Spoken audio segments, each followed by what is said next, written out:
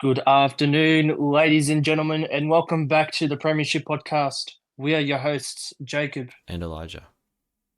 and let's get crack-a-lacking into what was an exciting preliminary final between Collingwood and GWS and Carlton and Brisbane. We'll begin with the Friday night game where Collingwood got over GWS by a point. I believe it was 58 to 57. Yeah, 58-57. 10-8 to 10. Sorry, 8-10 to 8-9. I have my own feelings about this game, but I guess Collingwood advanced to the grand final. Unfortunately, the Giants I feel like played the better game. Right, it was a really high pressure game across both sides, mainly Collingwood. The Giants reacted to that pretty well. I feel. I guess just in the end, a lot of non-calls, especially in that last quarter. The umpires threw the whistles out. They said, looked in 3/4 time, so you know what? We don't need these anymore. They threw them out, put them in the bin. And the amount of tackles and just stuff that happened in this game where I'm like, that's 100%. If that's a home and away game, 100% a free kick or a 50-meter penalty. Didn't happen. Which I'm very annoyed about because I know it happens in finals. They put them away, but I'd like a bit of consistency too. But I know that you believe that GWS had some missed calls, absolutely, but I've also got some things to say about Collingwood's perspective, and I'm not saying that GWS played far better than Collingwood. I firmly believe that. Collingwood had some missed calls as well with holding the ball. So it went both ways, but unfortunately, GWS had more missed calls than I counted Collingwood. 2 in the first quarter, maybe 1 for the rest of the game for Collingwood. But you go off. I counted about 4 or 5 just in the last quarter alone for Giants. So you take that as you go. And you sent me that on Instagram via Twitter. The video that you sent me there. Twitter. Was it Twitter? It's Twitter, yeah. Yeah. Anyways, I feel like the feeling of the game was set on the get-go when Bobby Hill bumped a GWS player. That set the theme for the night for it to be a high-pressure game. I was at that game, so it was pretty good where I was sitting. Had the whole view of the stadium. Had some rowdy customers next to me and above me, so had to try and be tame somehow. But that first quarter was really sloppy, I felt, and that's predominantly due to finals pressure. Collingwood got the first 2 goals. GWS then ran away with it in that second quarter. And then Collingwood really pegged it back in that third quarter, which they're always going to come back. They always somehow find a way to peg it back, whether or not they're 30 points down. Brian Taylor will probably say if they're 100 points down, they're going to come back either way. But yeah, and then that last quarter, it could have gone either way. And unfortunately, to your disappointment, Elijah, it fell in the laps of Collingwood, and they sort of get revenge for 2019's preliminary loss.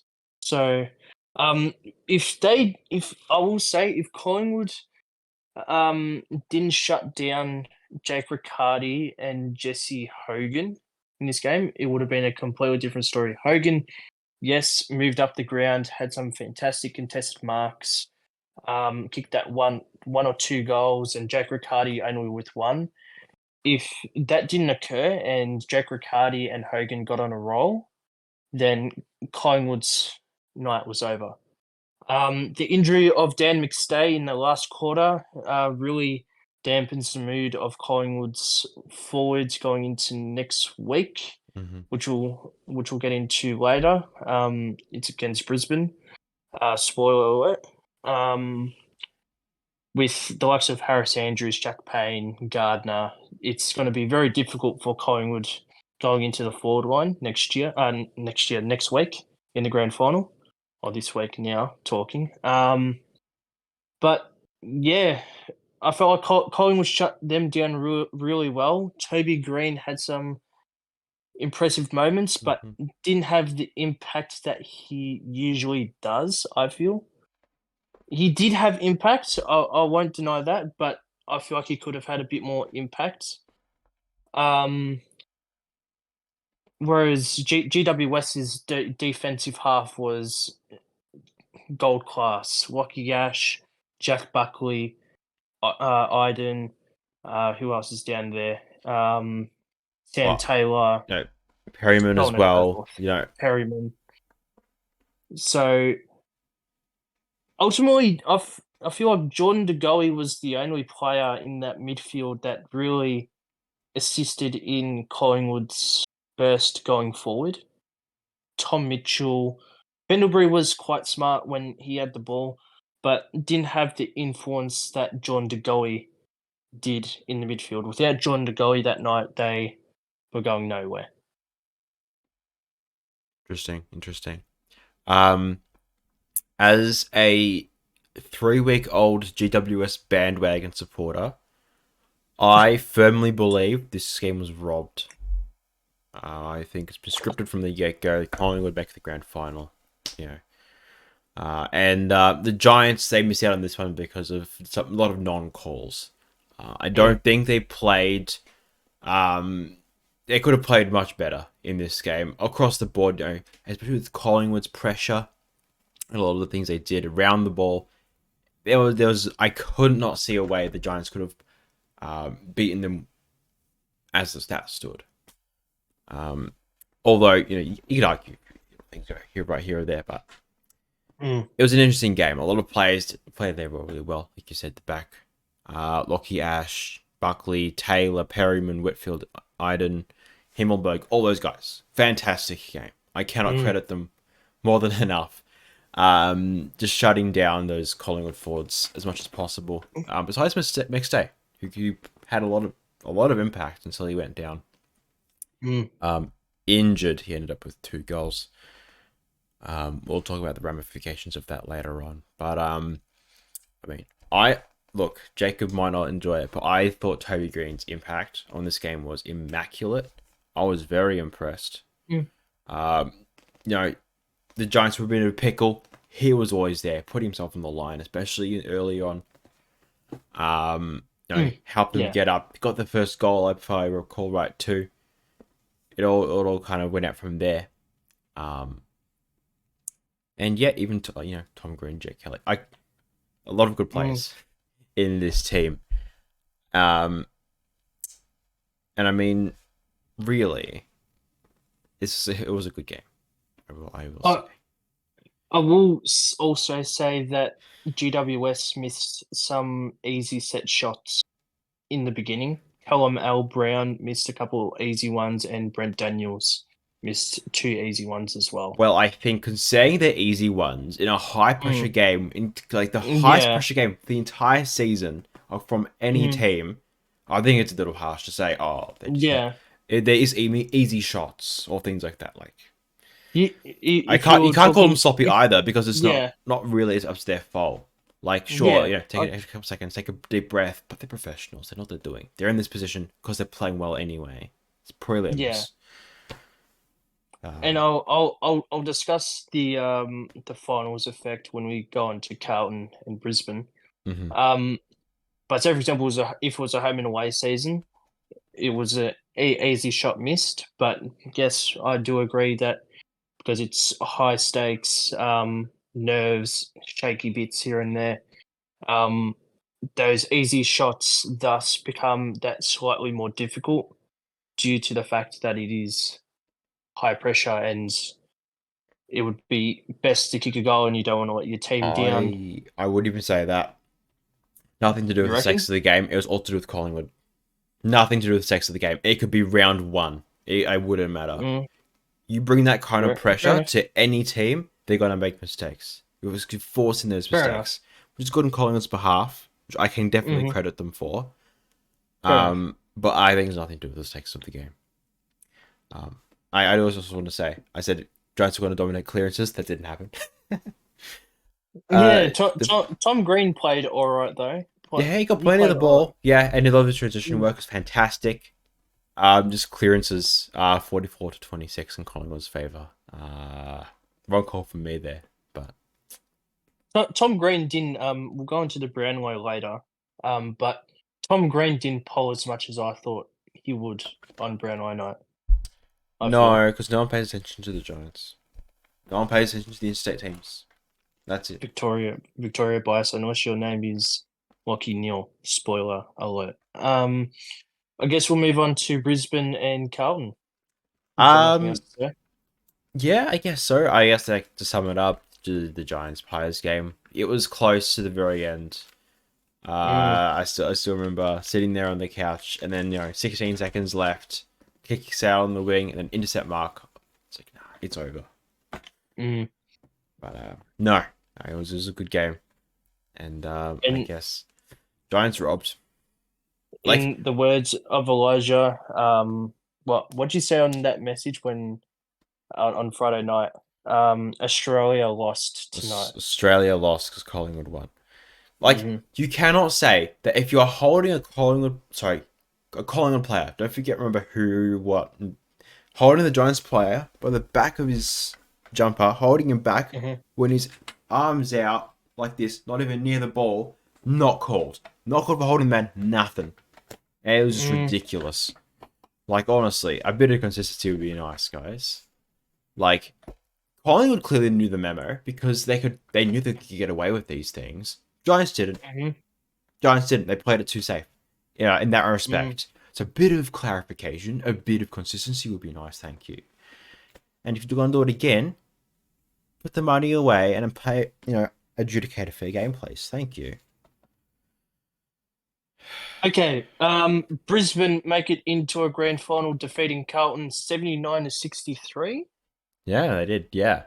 Um, Carlton came out of the blocks like a rampaging bull. Once Cottrell kicked that goal, it was opening the floodgates. It was 31-2 at some point. And then Brisbane pegged it back, and then um, Carlton really didn't have any answers after that. It was a Well, bit of a choking hazard, if you will. well, at half time, it was kind of looking like it was just going to be a similar thing to the Giants Pies game. So remember in that one, all Mm, but 2 or 3 goals were all kicked to the same side of the ground. mm, So, true. which is why I was like Collingwood Giants in each Mm, quarter. But in this game, it looked the same way. Carlton kicked 5 goals to 1 in the first, then mm, Lions kicked 5 goals to 1 in the second. It looked a very similar story.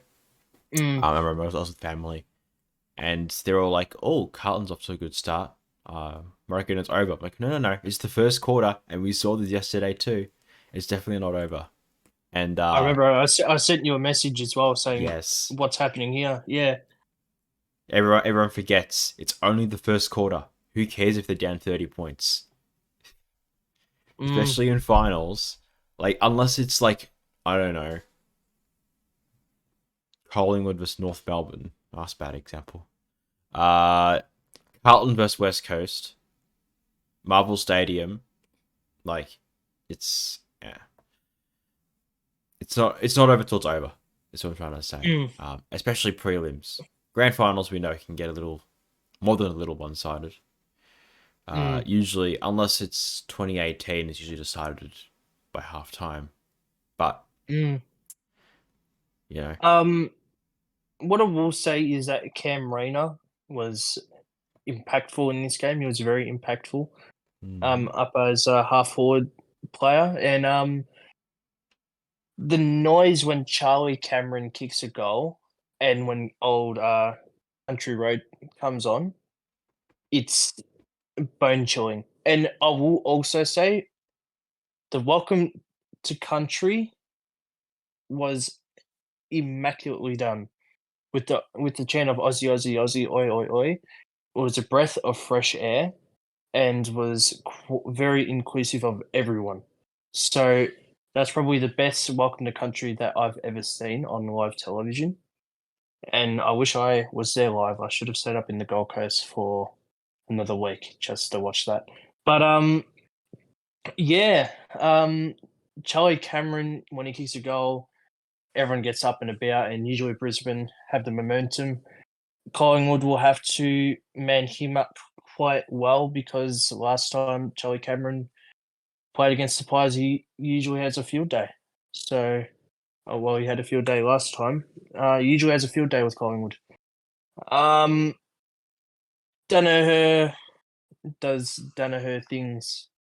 I felt like Callum Archie played a significant role in the team as well. He played quite consistently in that game. But for Carlton, it was their first finals since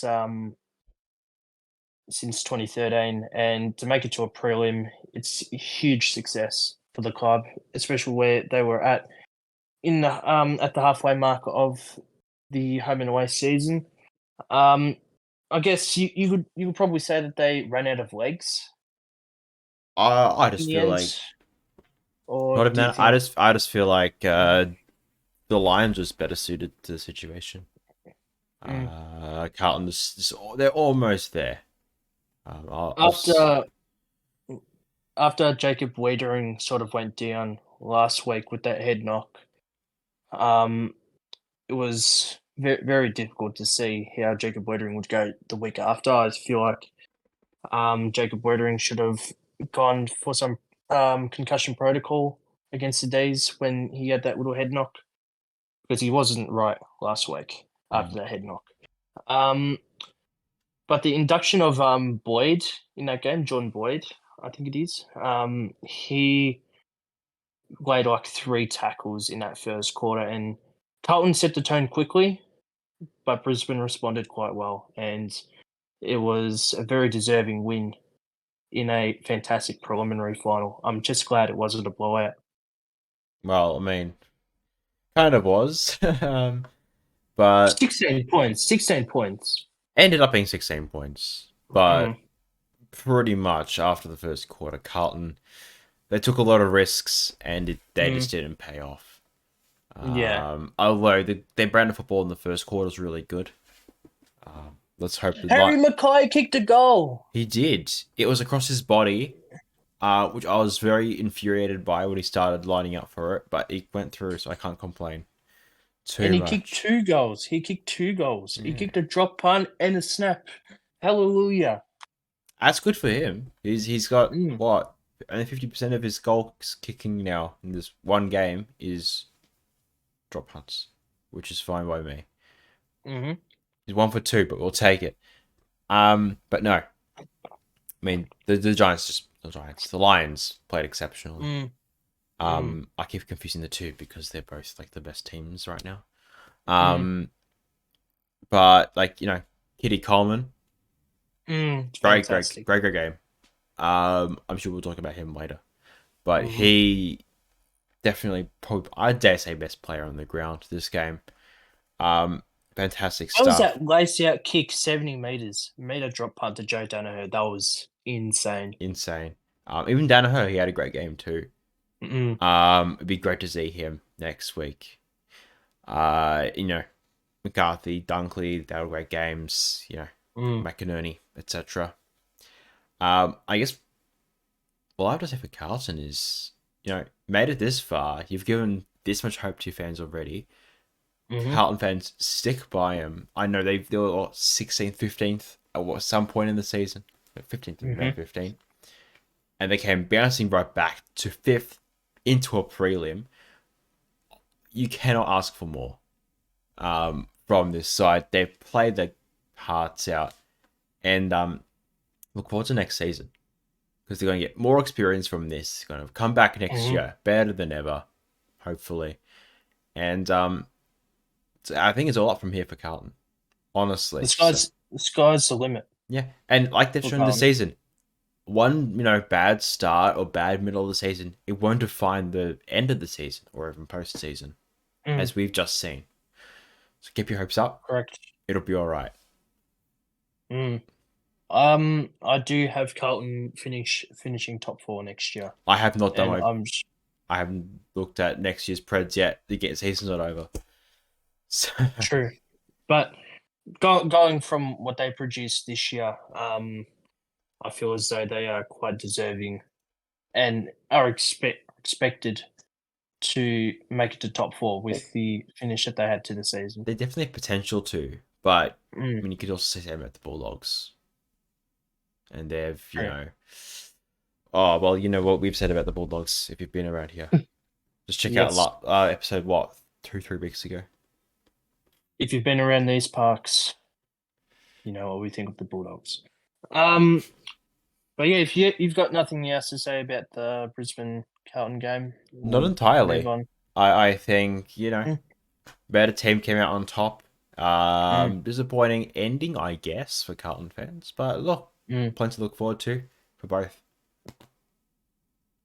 100%. Yeah. 100%. Now, before we get What is next? into predictions, I guess for the grand final, we're gonna have to talk about the Brownlow. Oh, Brownlow went down Monday night. It was a whole thing. A lot of people not a fan of the whole way it's run, and it's an umpire thing, whatever. Look, I don't mind it. I think, even in junior leagues, what's the MVP given to? The umpire votes. mhm. Because we are not trusting 60-year-old Timmy sitting there with a VB in his hand every Saturday, only watching Collingwood to give out the Brownlow medal. Sorry, it's not happening, mate. Even if it's quote unquote, it's still a more fair eye perspective. It's in the action of Mm. the game. That's my point of it. But plenty to talk about still. I'm going to discuss my frustrations in the angry segment, Mhm. but I will say that the night was a huge success for better or worse. Yep. Lockie Neal was deserving of the Brownlow. He is a fantastic player. I'm not undermining his performance of 2023. He's now a dual Brownlow medalist. So he's up there with Nat Fyfe now and Robert Harvey. Yeah. So let's hope he can get a second medallion on his Yeah. Well, he's also now the fourth player in AFL history to get a Brownlow and not make All Australian team. yeah, I found that a bit suspect. Yeah, well, same That's with Matt Priddis back in, I think it was 2016 from the Eagles. 2014, I think 14? so. Won't make that far. 2014 or 15. I thought it was 16. But alright. Either way, last one's Matt Priddis, and now we've got Zorko. Not Zorko. Lockie Neal. Neil. Um, well, I just want to say that there are a couple of good looking gentlemen on the night. They dressed up quite well, Thank you. and you're welcome. The ladies dressed up very very stunningly as well. So Thank you. you're welcome. So everyone came in firing, and then you got the people who dressed up in absolute poo. Zach Butters came in with his mum, so that's a bit of a cute moment there. Wholesome moment. Ed Kerno looked off his chops. I was about to say that too. Um, He didn't have his tie done up. That was great. Good job, Ed. and I hope his hairdresser gets fired because I'm not sure what kind of hairstyle he was rocking that night. Yeah. I'm going to discuss my disappointment on the Brownlow later, but Okay. it was quite the good night. Also, on top of the Brownlow, we had the Jim Steins Award, which is rewarded to a player who provides to the community, and that was rewarded to Sam Doherty. Do you know what he got his for? No. Or no? Obviously, a surviving cancer patient himself, Doherty provides to the community quite well. I'm not sure what for, so don't get angry at me or Elijah because even though it is a very humbling award to get, I feel like some people don't really pay that much attention to the Jim Steins Award, but it is still a good reward nonetheless. And the goal and mark of the year, Will Ashcroft of the Brisbane Lions, and we'll have to say that there was some robbery on the mark of the year. Himmelberg's first mark shouldn't have won it. His second mark should have. Okay. Are they going to say that he shouldn't have got it at all? But, if you have 66% of the top three, two of the three, there's no way he didn't win it. No, and I will say, I'm going to ask you this, Elijah. Should you only get one nomination for Mark of the Year? No way. No? No. You know how mad it would be to say, okay, who's going to win it? Jeremy Howe round 5, Jeremy Howe round 14, or Jeremy Howe round 16? You know how crazy that would be? Jeremy Howe would win that, yeah? Yeah, just for him to lose again. He's competing against himself. No, he still managed to lose because it's just like that. But I will say that Jeremy Howe was robbed a couple of years ago of Mark of the Year. That was a fantastic mark he took. He's a fantastic mark. Yeah, it was quite a good night. I'll also say that I found it quite hilarious how awkward the players were during every interview. Like, Lachie Neale was like, oh, okay, sorry, not sorry. Obviously wasn't expecting this, didn't prepare a speech, blah, blah, blah. And then you go to Zach Butters and he was just very reluctant and very blunt to answer questions, whether he was off his chops or just not ready to talk because he just wanted to spend time with his fellow comrades. We'll never know, but I found that quite interesting. The bluntness and awkwardness of every single interview that took place that night. It's an interesting time of year though, because it's either you're playing in the grand final the next week, and the Brownlow is the last thing you want to be thinking about. Right, thinking of Dacos and Lachie Neale. Like, realistically, you got a grand final, the first one in your life. You're not going to want to be preparing a Brownlow speech, when instead you should be running laps or doing drills, right? That takes priority before your Brownlow speech, which people online are taking, making fun of Lachie Neale. It's like, oh, he didn't deserve it. He was, he didn't even prepare anything. It's like, all right, sure, you can interpret it that way, but also he has a grand final coming up in how long now? 3 days, 4 days, 3 days. I do not blame him for not having anything prepared. I will also add that this is Gillon McLachlan's last Brownlow call. Yes. So we'll have to wait and see who takes it next year. But I'm going to miss hearing Gillon McLachlan play at the Brownlow because he did it very well. Yeah, it's been an interesting tenure under McLachlan. Under Dan Andrews. Sure. And if you didn't hear the news, he also stepped down during the week.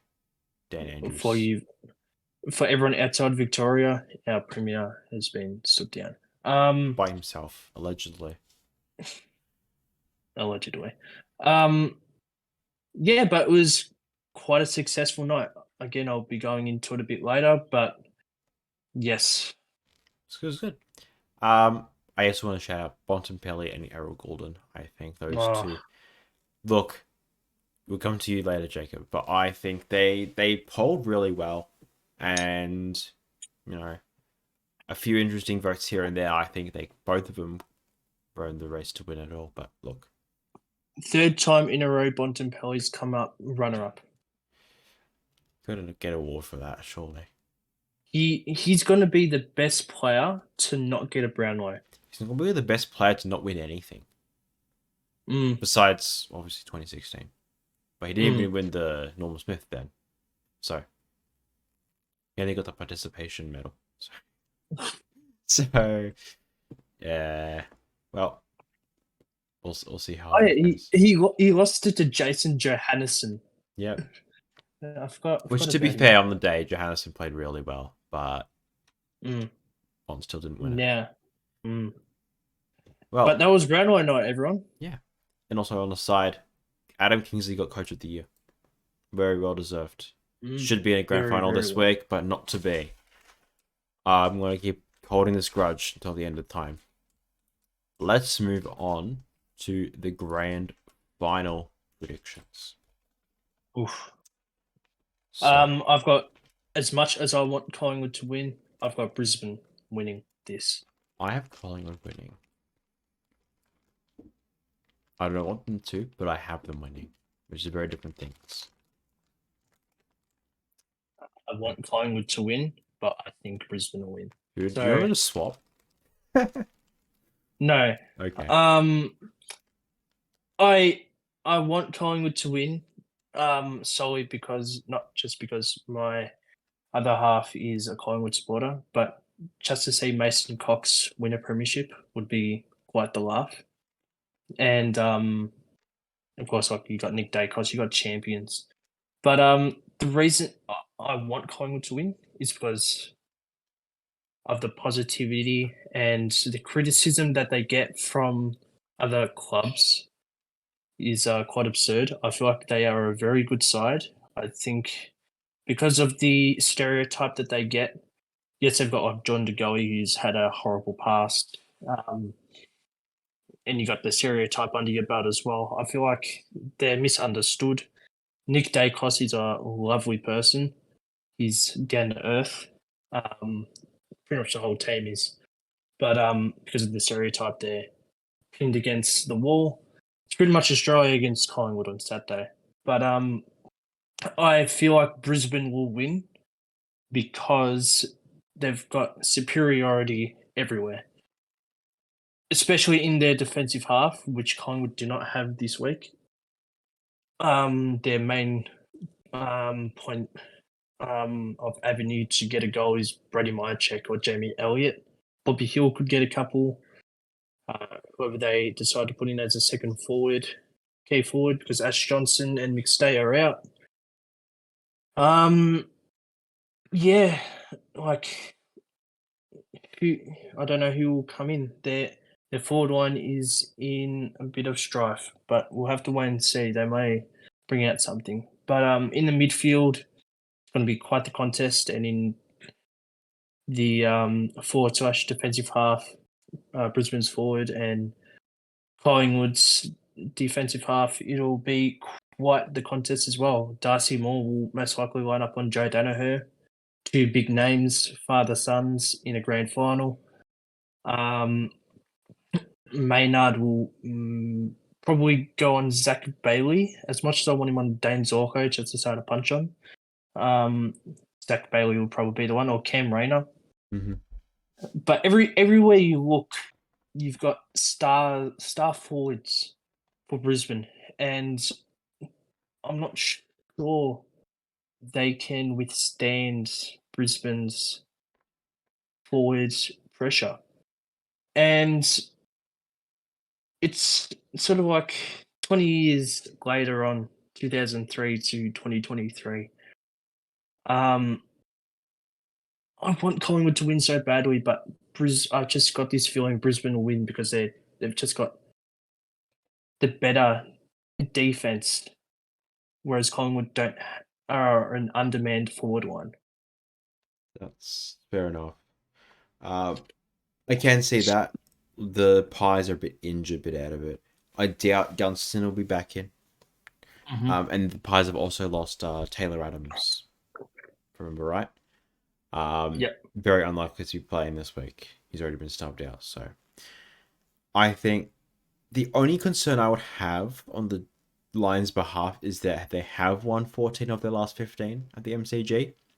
It's been brought up plenty of times by other people, but I feel like I'm scared this is another time it'll haunt them. I know Zorko came out in the midweek. See what you will about him, what he says, but he came out in the week and said it's just another oval. I think it's a very not a good way of looking at it. But hey, he said it. Oh well. And I will say that it's going to be 28 degrees, so it's going to be quite the hot grand final. And plays into Brisbane's favour though. They're used to that. Yes. I will say that Brisbane have won their last 6 or 7 games against Collingwood. They have done that too. Yes. So whether or not they're due for a loss could play into Collingwood's favour. But again, I think everyone will laugh if Collingwood choke in this grand final Yeah. because it's Collingwood's favourite joke. Yeah, like I said, you think Collingwood. I want Collingwood to win, but I think Brisbane will win. Yeah. But for now, I'm sort of 50-50. Fair enough. Look, I did notice it's 2:30 on Saturday, not 3:20 we're used to. It's gonna be 2:30, MCG, etc. You know, KO Channel 7, Fox Footy, whatever else. Will be good. I honestly don't have too much else to say for this one at the moment. I want to ask you a question in a second anyway, but I think the Lions, they have a few advantages going their way. You know, is history repeating itself? They're due for a finally win at the MCG, possibly, hopefully. The weather's playing into their favour. I think Collingwood prefer the more rainy, sloppier ground ball that they kind of forced out of the Giants when they were maliciously slinging them across the ground and doing illegal tackles and whatnot with their pressure game. And holding them by the back of the collars so they couldn't touch the ball and they're not paid against them. And that plays in their favour more. But I think the hotter weather, I think it kind of takes the pressure. It's like a lot more effort for Collingwood to put in that kind of pressure than it would on a colder, 12 degrees on a Friday night. It's going to be a completely different atmosphere, completely different game. The harder for Collingwood to get value in that aspect from their game plan. Whereas Brisbane, I think, have more things going for them, but also this little hoodoo, which is kind of so. Do you think it's going to be a more open game, or do you reckon it's going to be really congested and low scoring? Definitely low scoring, but also, I think it'll be open and low scoring. It'll be like a game of tennis. It'll just go back and forth. Yes. Yes, exactly. Okay. And in saying that, it's going to be a blowout. This will be a blowout. This will be a blowout. We do not have a good grand final on our hands, so we've got a blowout. No, exactly. The winner's going to win by at least 30 points. Fair enough. Otherwise, if it's not, Dacos is winning after the siren. Nick Dacos. And he's going to win the Norm Smith medal. And yeah. If Collingwood win, I've got them winning by 7 points. If Brisbane win, I've got them winning by 15 points. I have the number 77 rattling around in my head. So I feel like I've got Collingwood probably be about 32 or Brisbane by about 77. It's either or. Fair enough. But I guess a follow-up question to the whole, anything else I mentioned about grand final stuff before I make a follow-up question? No? Norm Smith. That's also an ask. Yeah. Yeah, So, Norm Smith. Who do you think's going to win Norm Smith? For Brisbane, I've got Cam Rayner. Solid. For Collingwood, I have got John De Goey. Yeah, that's they very good picks. Rayner's a little bit out of left field for most people, but I would tend to agree. I'm a bit of a fan of his game, so I do not mind that pick at all. I'll also say I hope it's not a robbery like 2016 where Liam Picken deserved the Norm Smith over Johannesson. Fair enough. Yeah, I forgot he played Picken. Thank you for that. I'll use that for my Grizzly next time tomorrow. You're welcome. Thank you. That's if the Bulldogs come up. Yeah, and if I remember. So I think Dugo is probably the best shot at Norm Smith for Collingwood. I will say that very, very great hot game from the Giants. If he carries that form into this one, very, very good chance he'll get it again. I also don't want to. I'll throw in a couple of curveballs for Collingwood as well. Tom Mitchell and Nick Dacos. I've got a huge call on Nick Dacos, and I'll let you discuss. Injured in the first 5 minutes, subbed off. No. Okay. No. That's not that big a call. No. He will get less than 30 disposals. That is a big call. He will get less than 30 disposals. Although he's averaged 31 for the year. So you're basically taking the under on his average, which is... Mm-hmm. Okay, I'm calling it. He'll get 23 possessions. Okay, I'll take the over on 33. 23, you have to take the over on that. 23. Yeah. About 27 and a half is about the over-under, or 26 and a half. Mm-hmm. But, yeah. But Tom Mitchell's another one I want to throw in there. Mm-hmm. Two of the ball magnets, Neil and Mitchell going at it. I think Tom Mitchell's potential to have a great game in this one. Mm-hmm. He's been in a winning grand final side before, and a losing one. But no, he's never won a grand final. Was he not part of the Sydney team in 2012? No, he was drafted in 2013. Want to verify this? Whilst you verify it, I will say that He's drafted in 2011. 2011, my bad, but didn't play in that one. He played in 2016, though. I will also add that Collingwood, there's about 6 to 10 players looking for a bit of vengeance for 2018. Mm-hmm. So you got like Will Hoskin, Elliott, Mason Cox, DeGoey, so on and so forth. So they're looking to sort of redeem themselves after Dom Sheed from the boundary. Yep. I want to throw one more player from Brisbane this time that I reckon might get the Brownlow. Norm Smith. Zach Bailey. Good call. Zach Bailey from Norm Smith. Call. It's got a good ring to it. I reckon he's a shot if he plays well. Good call. Yeah. Or Neil Daniher can get 3 votes again. You never know. Joel Amadi, 3 votes after being subbed off at halftime. I said my piece on the umpires before. Take it as you will. We'll come back to that later. Anything else on grand final specifically? Kiss is playing, and Friday we've got the parade. So for us, is it all of Australia or just Victoria get the day just off? Vic. The Vic bias is on stuff every single state. We get a day off. Suckers. Except WA and South Australia and Tassie. We love you guys. You guys actually like the sport. True that. NRL supporters up there. So yeah. I also want to say we were robbed of a Western Sydney suburb versus Brisbane grand finals in both NRL and AFL because of Collingwood, which is another reason why I'm not going for them this weekend. But you think Collingwood's going to win? Yeah, they're going to win. Fair enough.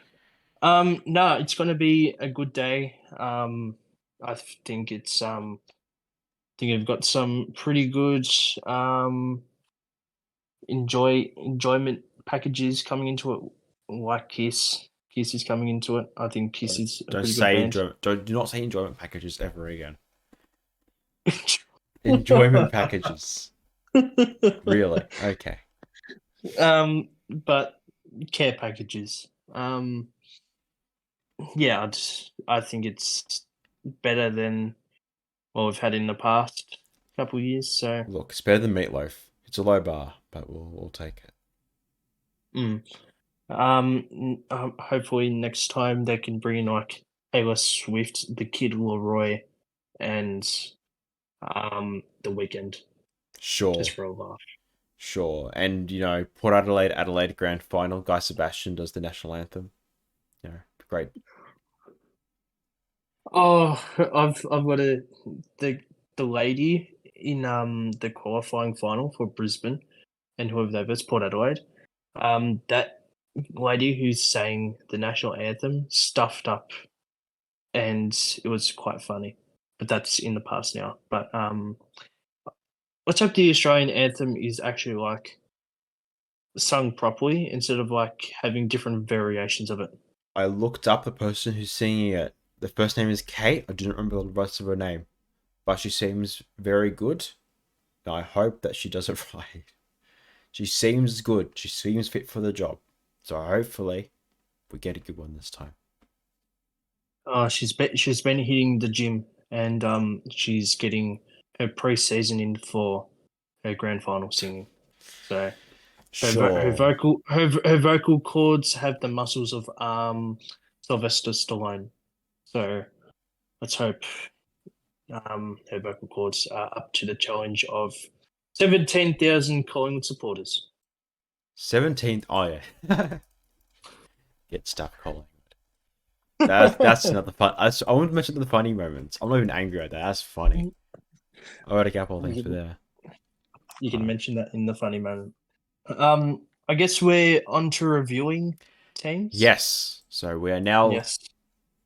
season reviews for the remaining sides. Or season, sorry, teams have just exited, kind of. So first up, let's talk about the semi-final exiteers, whatever you want to call them. So Melbourne.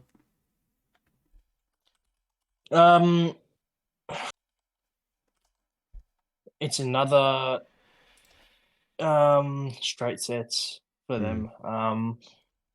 Their forward line is in shambles. Brady Grundy didn't work. Petrarca's a gun as always, so there's positive. Their defense is insane. The discovery of Judd McVie, was exceptional. He is a good youthful player coming through. But yeah, it's another wasted opportunity, I want to say. But at the same time, coming up against the Blues in that semi, quite difficult. I think they stayed where they were.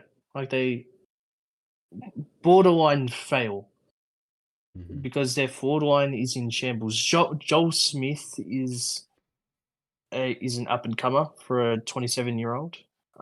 He played really well, especially in the latter half of the season. But they never found any cohesion in the forward line.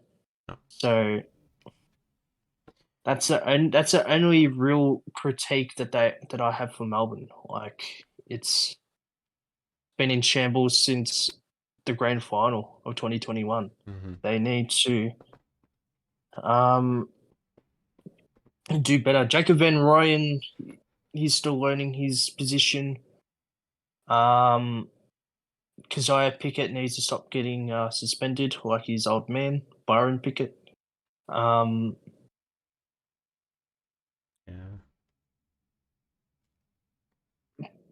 A posh L. Right. Okay. A posh L. And that's all I've got to say. Like it's disappointing. I expected them to make the prelim against the Lions, but well, I expected to make the grand final against the Lions, and things happen.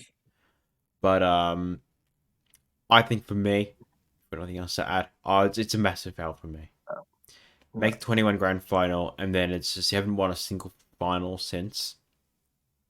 Similar to the Hawks after the three-peat, they kind of just didn't win a single final. And I think in the off season they need. And this isn't it'd be nice to know. They need to. You can't even draft on trade over one of these big time forwards to help out this forward line. Because it is not working as well as it should. You don't have the time to be building up these, draftees and whatever. Get someone who's already established. Get someone who knows the AFL system to come in, put in the work, and it's all done and dusted. Get back in contention. I think it's a couple of years now. We expect them to make at least the grand final, and this is no exception. I'm not giving a pass here. They lose to Carlton, who are 15th in round 15. not giving their good form an excuse because they lost on inconsistency in front of goal. Right. Mm-hmm. In fact, they lost both games. Collingwood and Carlton due to consistency in front of goal.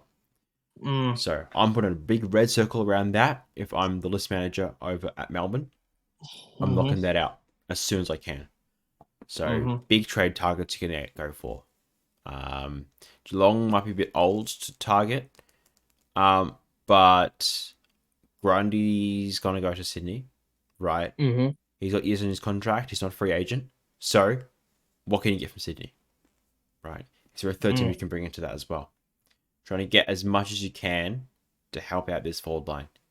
And granted, injuries haunted them a little, especially in come finals, but can't do much about those, unfortunately. I think it's just... And I will say one last thing before we move on to the next team. Unless you've got anything else to say. Players like Max Gawn, Oliver Petrarca, Lockie Hunter, Ed Langdon, May, and Jake Lever age another year next year. They're closer to retirement than they are to their youthful years. So their time is now. Yeah, exactly. Yeah, that's pretty much it. They need to get these things done and dusted as soon as possible. It's the forward line. I mean, I cannot excuse 9-17 in a semi-final and 7-11 in a qualifying final to end off the season. Yeah, like I know you win by 21 against Sydney in Sydney to end off the season, but I can't excuse that. Sorry. Foul for me. Okay. Borderline fail for me. Interesting. All right. So, next up, we have the 2007 runners-up who definitely deserved it, the Port Adelaide Power. Also going out in straight sets, this time to the Giants and Lions. So, what are your thoughts on the pair? Melbourne Dees, the other Adelaide team.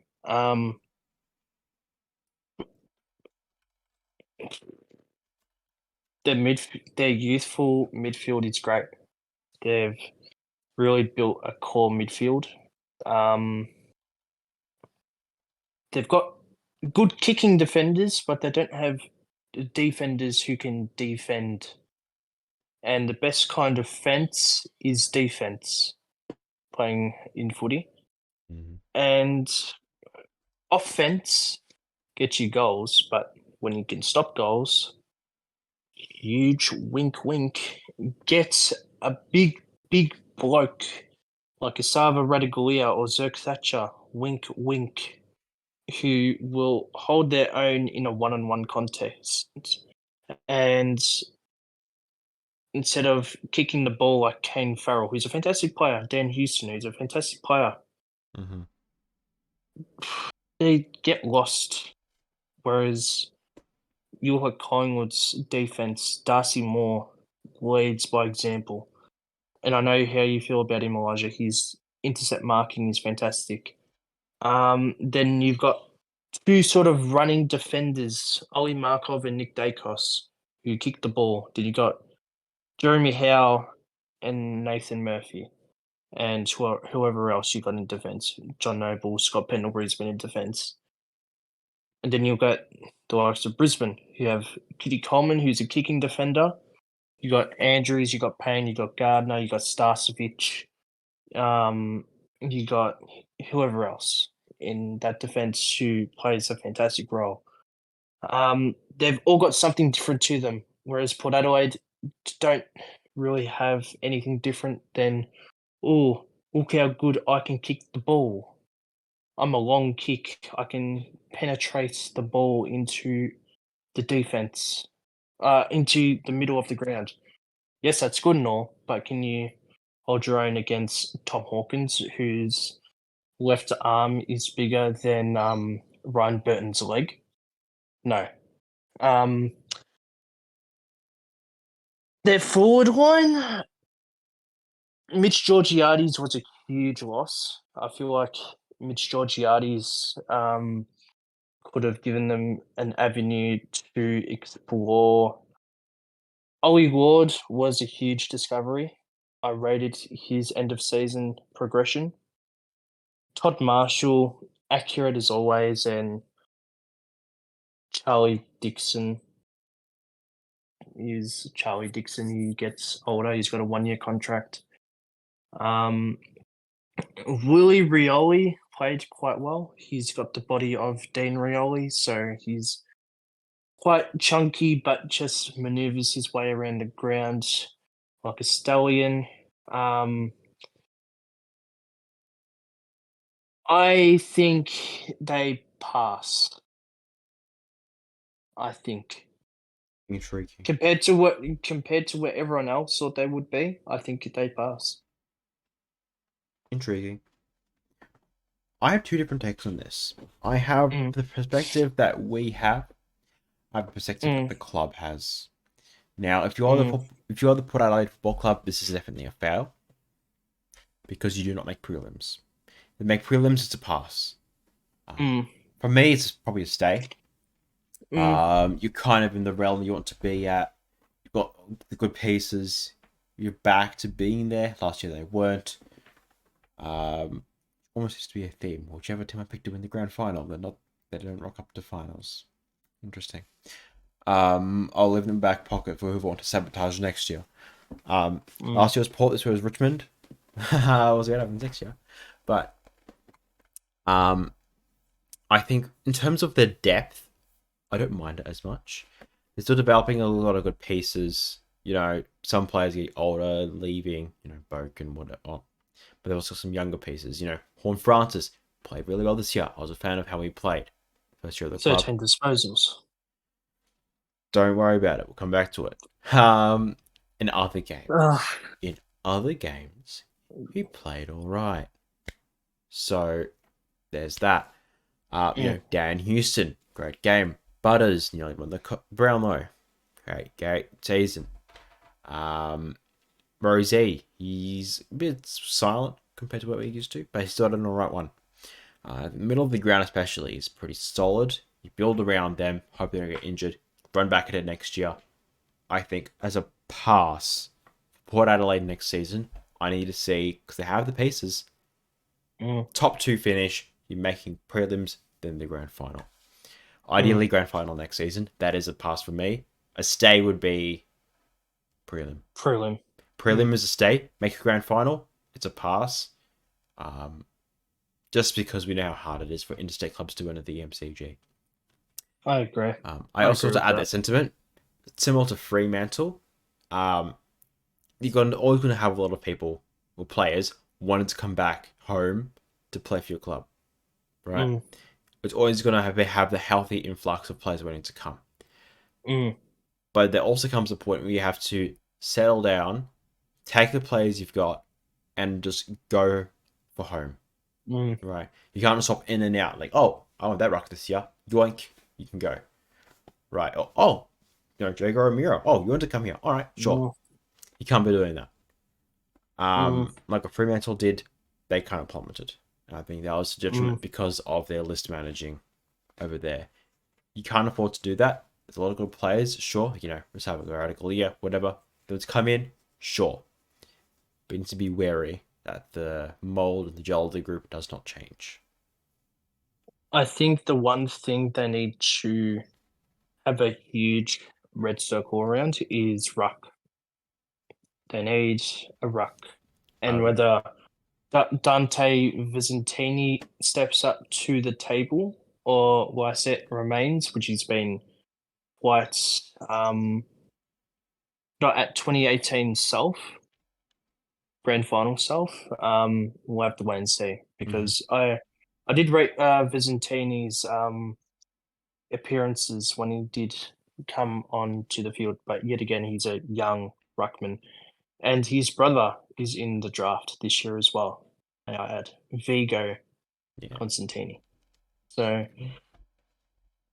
That's one thing not GWS, Port Adelaide need to work on in the off-season. Getting a ruck who can do a Kieran Briggs. Yeah, well, a lot of clubs are in a similar position too. Maybe the rucks or the forwards, big bolster. But I mean, surely if you're going around, you could probably afford to go a bit younger with them than the Dees, though. The Dees are kind of prime right now, whereas Port, their players are almost entering it. I think the only thing I'll put on that is Ken Hinkley's been there for a while. Is the success he's yielding from the club worth it? Who knows? That's the only thing which would suggest go a bit older. I think go younger. That's just what I'm thinking with that. Yeah. Yeah. Yeah. Other Next than that, team? Yeah. Anything else for Port Adelaide? Nothing for Port Pair. No. Okay. Carlton next. We'll leave GWS for last, I reckon. Yes, please. Carlton Blues. 15th in round 15. Skyrocketing. Up to 5th. Prelims. All the jazz. Yep. The Blues were a fail when they were 15th. And halfway mark of this season, I remember we reviewed Carlton and all the teams, and we gave them a fail. They succeeded the second half of the season, ultimately finishing 5th and a prelim, which was an unexpected but welcomed visit by Carlton. Yep. They've got a lot of key puzzle pieces in there. Curno's a gun. I'm going to say this now. Charlie Curnow, compared to the home and away season, even though he kicked 3 goals in 3 games, putting pressure on the bloke to be this superstar in a final where pressure is high and getting gangbanged by the defense of every team in the final, cut the guy a bit of slack. But yeah, they did really well. If they can get Harry Mackay up and running for next year and kicking accurately, I can't see why both those players can't do what Jeremy Cameron and Tom Hawkins did in 2022, where they kicked 50+ goals each. Yep. Their defense is settling magnificently. Wiedering's a gun. Marchbank is a welcomed inclusion. I rated his game at the latter end of the season, and Sam Walsh is built for finals, and Blake Acres is built for finals. So they've got the key puzzles there. Paddy Cripps, Doherty. You'd want to win the premiership for Doherty because he's sort of the spirit leader of the club. Where the question for you, I guess, Elijah, is where do they need to bolster up their team? They don't. More youth or just get better? I reckon just experience, honestly. Because I guess the better players, I think of Cripps mainly, entering that in their prime, if not exiting actually. Going to Doherty there.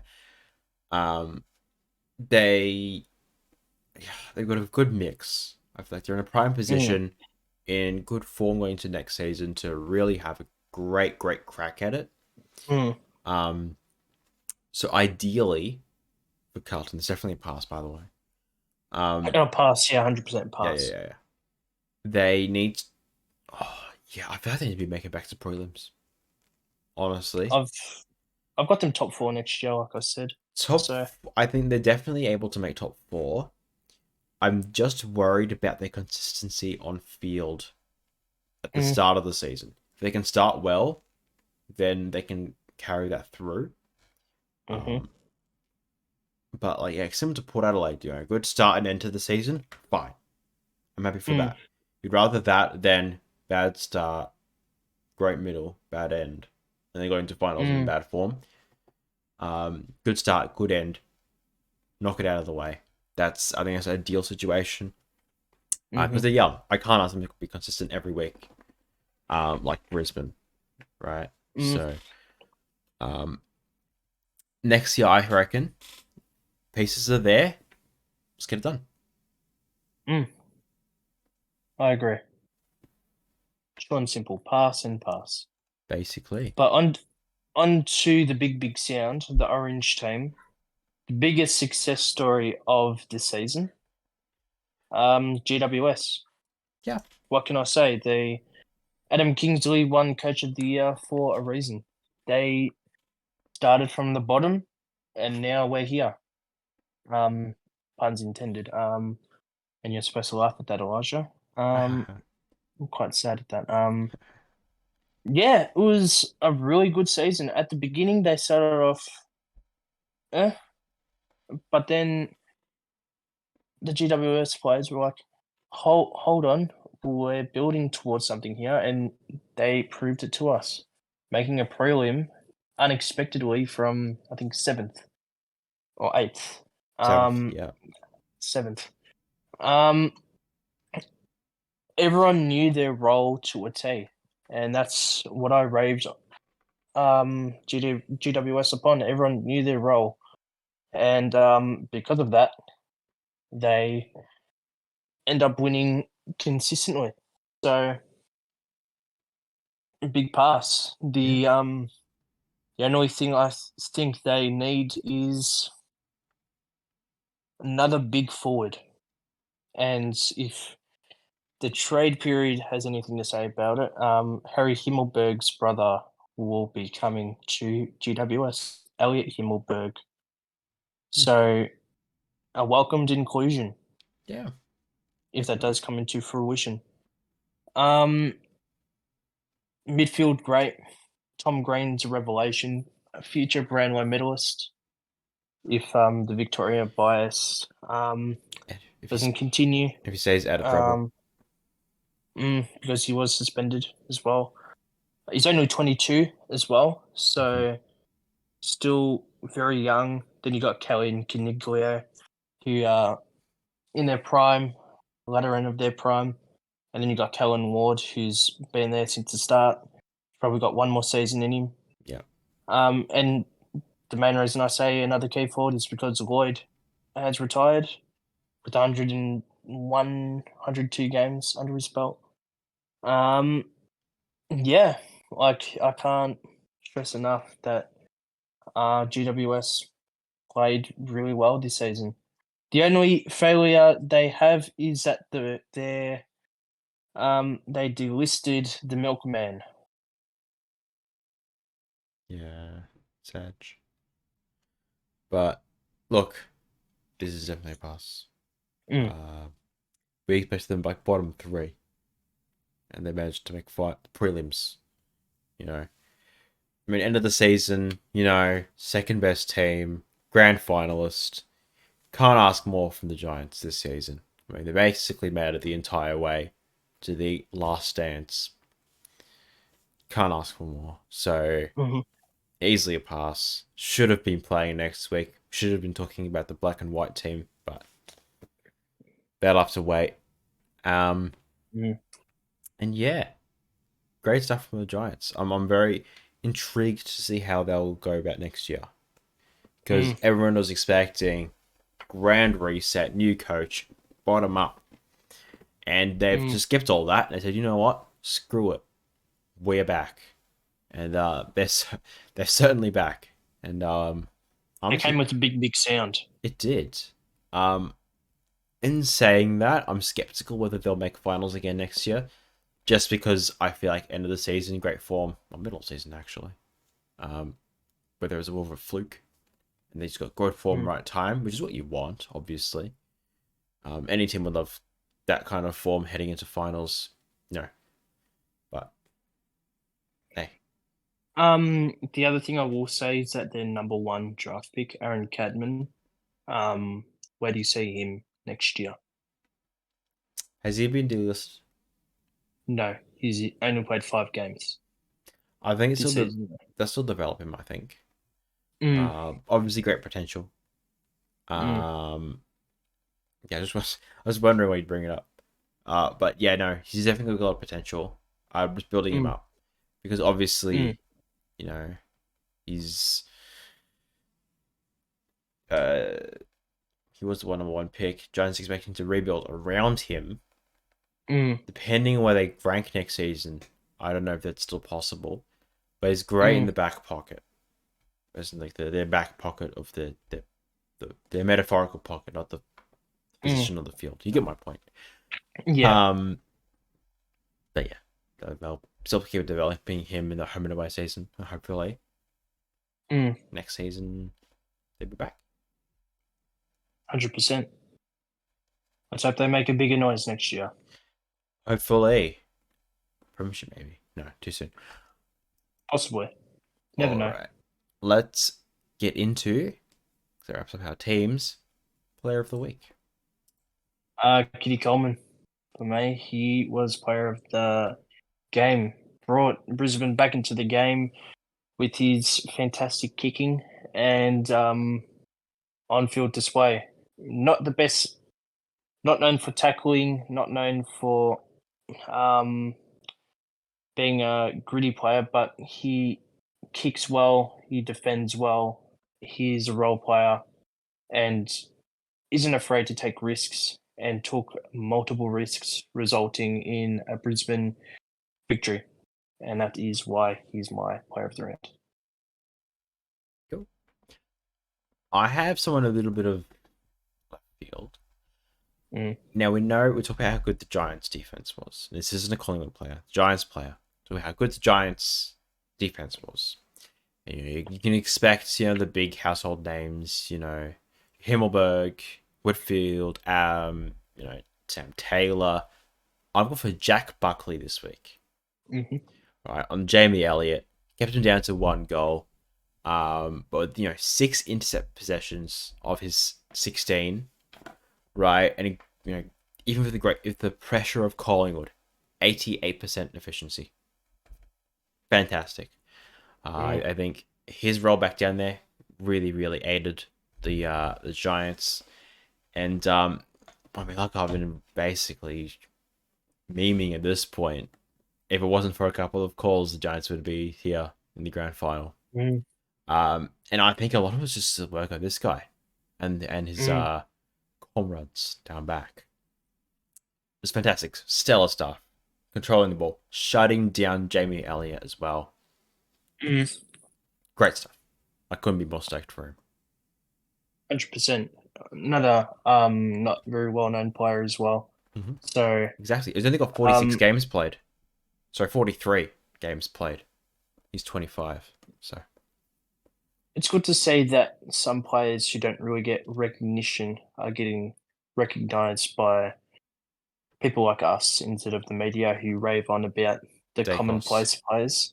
Dacos. Dacos, and Lockie Neal. Mm. But yeah, that's player of the week for the finals. Yeah.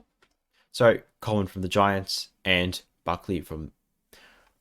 Mix them up again.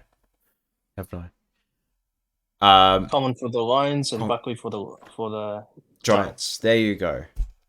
There we are. We got there in the end. We did. What made you laugh? Yeah, let's go through here. What made you laugh, Elijah? What else I'll talk about now? I mentioned it earlier. 17,000.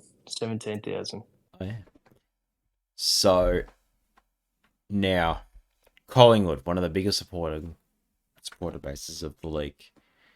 And they're mad that only 17,000 get membership tickets. I don't care. I'll be honest. Every club has at least 30,000 members, and even if Gold Coast made it, they wouldn't complain.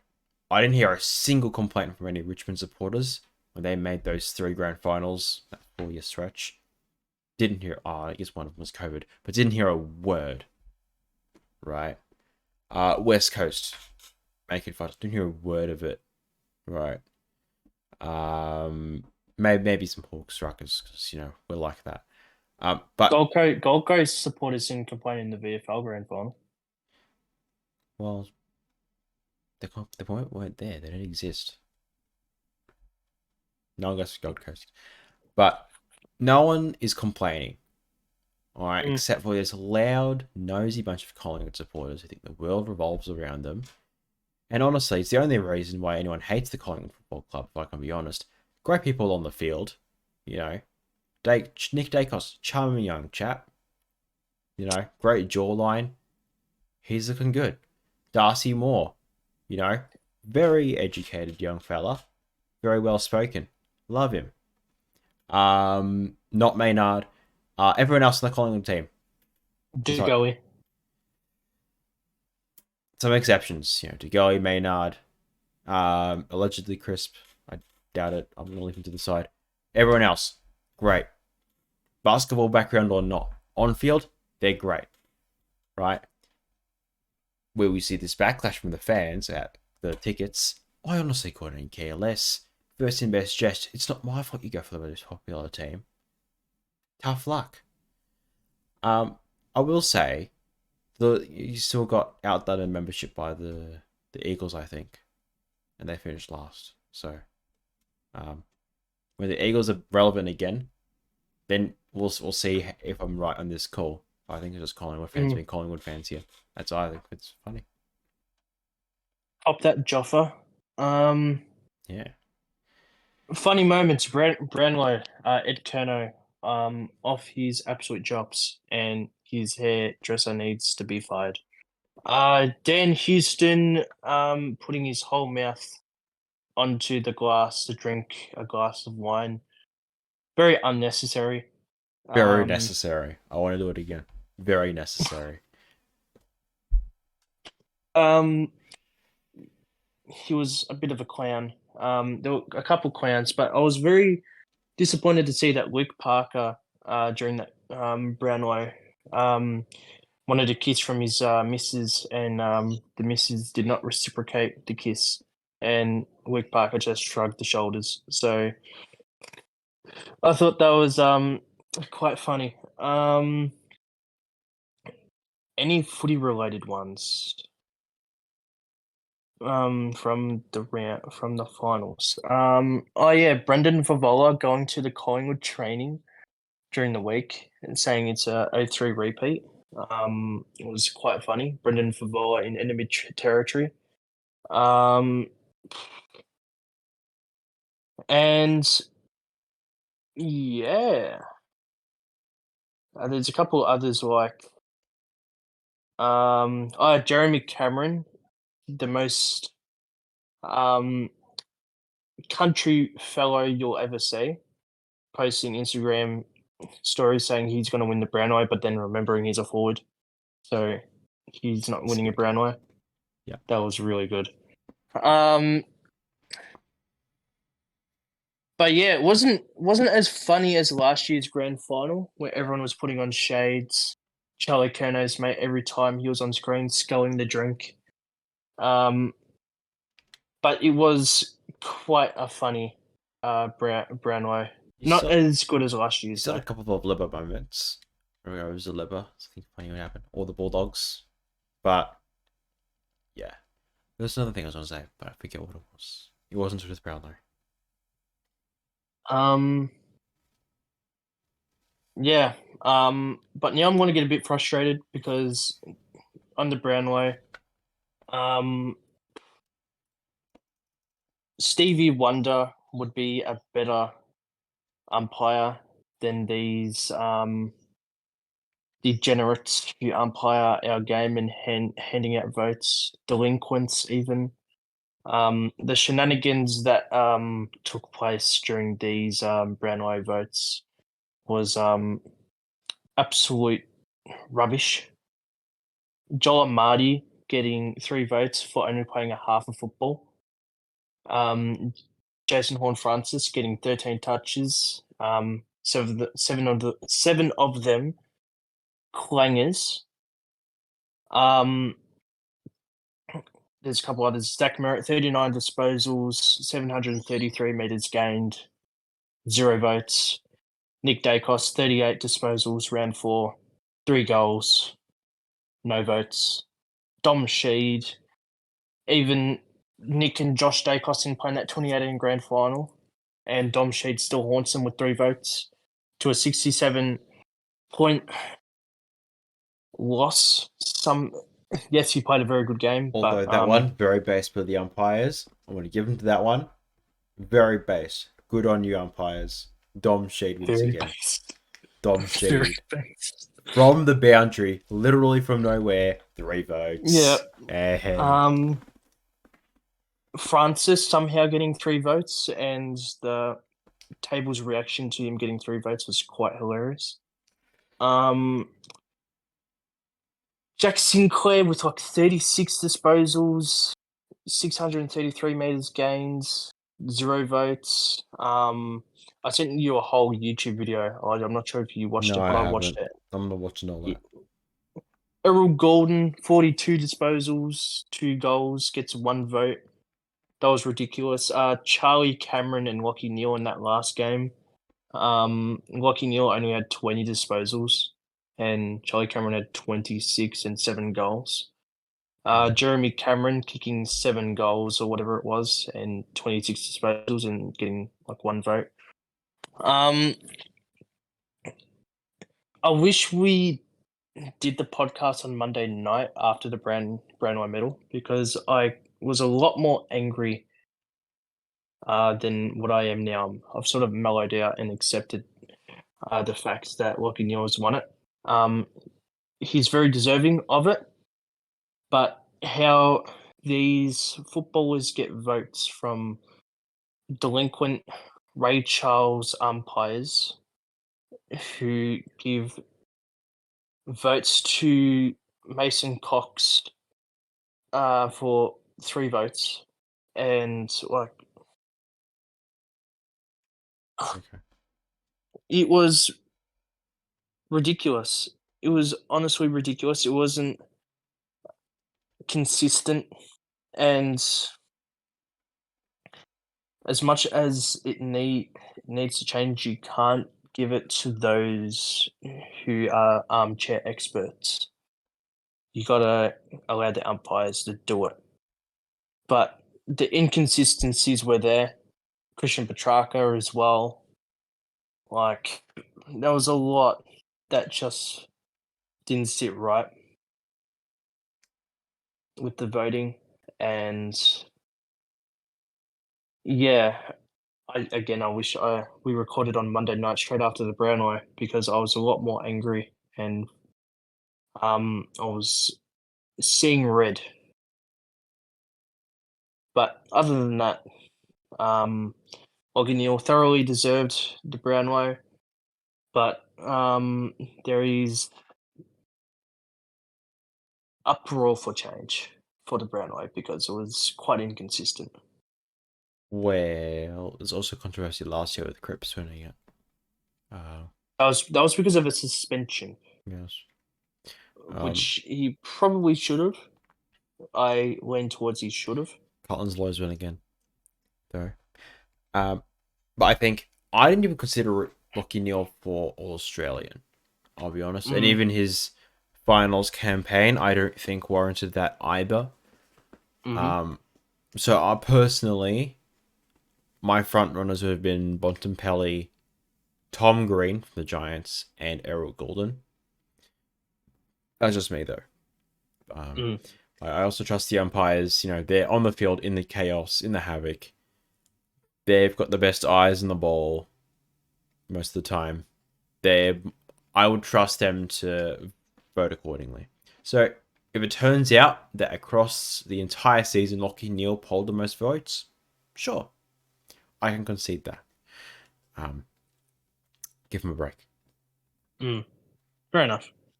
Let them do their job. But I know you're angry about the job they did on Friday night. Yes, which I keep hammering home about. Which we've kind of, you know, if you're in English in high school, you kind of might know the weaving method. That's what I'm doing here. I'm weaving the message within the entire episode. I'm weaving it bit by bit. You know, it's slightly related back to the main topic. Giants were robbed. Going. Degoe. Oh, no, Giants were robbed. Go. Take that into English essays, guys. It'll help a lot, right? I know. Exams are coming up on the 24th of October. So Exactly. Exams are soon. Start weaving. Get the practice in. that's a good shout, Elijah. I like that shout. Yeah. Go do your homework. Why are you here? We're already an hour 25 in. Why are you here? Go. All right. Final messages. Now. The final message I have for you is a big question. Should grand final winners automatically be allocated for father-son? No. No. You still think they need to play 100 games? Yeah, I think that's fine. Otherwise, just the popular club, the successful clubs get more successful. I think it's a good way to breed even competition. Fair enough. I think the father's son is already bad enough, where it's just like, oh, okay, so you're son of this popular guy. All right, you can go play for them now. Which is fine, I guess. But I mean, look at that turned out for Joe Danaher. Now he wasn't even nothing to do with Essendon. So, true. I mean, it is what it is. And you got the academy now, like Exactly, and that overrules father son. So, I mean, if anything, I like the academy a lot more. I think it's a lot more even spread. But it leaves teams like, Collingwood, Richmond, Hawthorn, Geelong, older clubs, a lot more leeway to breed more success rather than newer clubs, like Gold Coast. What on earth is Gold Coast going to do? Right? They haven't even had a father-son yet. Right? So... Ollie Bennell and his son. I mean, maybe, but he also played for Fremantle. But I didn't play enough. I mean, it is what it is. But I wouldn't lower the bar more, if I can put it that way. Fair enough. Would your answer be around the same lines? Yeah. I still think 100 games is a compulsory thing. So, yeah, I agree. Okay. It's the reason why Noah Anderson isn't at the Hawks, because his father played 99 games for the Hawks. Yeah, like, as a Hawk supporter, feels bad, but also is what it is. Like, I can't. And that's the reason I asked, because his father was a grand final player. Yeah, that's all from me. Well, it's gonna be a good grand final, hopefully. Hopefully. Well, news just in within the last hour. North Melbourne culling 4 players from their list. Oh, who? So, Lockie Young, Flynn Perez, Phoenix Spicer, and former number 1 pick, Jacob Edwards, all cut from the North Melbourne list. As of an hour ago. So, unlucky. The question, that's what I forgot. North Melbourne's assistance package. Yeah. I'm pretty sure every single fan across the country is in the same mindset as me. Why? You'd rather put that money resources into upgrading facilities, paying staff, getting better stuff over. I think like West Coast are doing. West Coast are doing that. Exactly. I think you're actually just better off upgrading everything, right? To attract better people over, rather than relying on a coach who's kind of out of it, but used to play for them and doesn't mind the way they used to be, to go, all right, I'll give it a crack again. I mean, Clarko. Just relying on that stuff. I don't think it's reliable at all. Their best player was a first-year player in Sheasel. It's rough for North, but and Nick Larkey. Yeah, and LDU was second in their best and fairest. But I don't think that the assistant package is it's not gonna. Why? Yeah. See how it helped Gold Coast. It won't really help North Melbourne either. No. I will say on the delistings, if there is a club, a young club, looking for a ruckman to put into their system, build up. I can't remember where he's from, so I don't know how willing he would be to play for them. But let's say a Port Adelaide who can afford a younger ruck to develop. There's a possibility there. If Geelong wants to get back in contention sooner, there's possibility there. Richmond. Those kind of clubs. West Coast? Or did I have Jamison? West Coast of Jamison. I would rather he stays there than bring in someone else for the sake of it. But I think a lot of clubs could, take that opportunity. Yeah.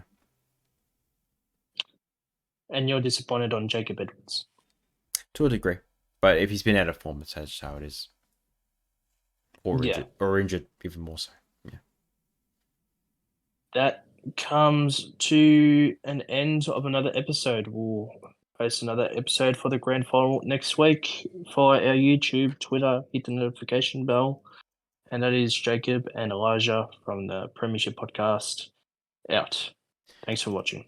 Thank you all. Grand final, 2:30 Saturday. Be there or don't. Woohoo!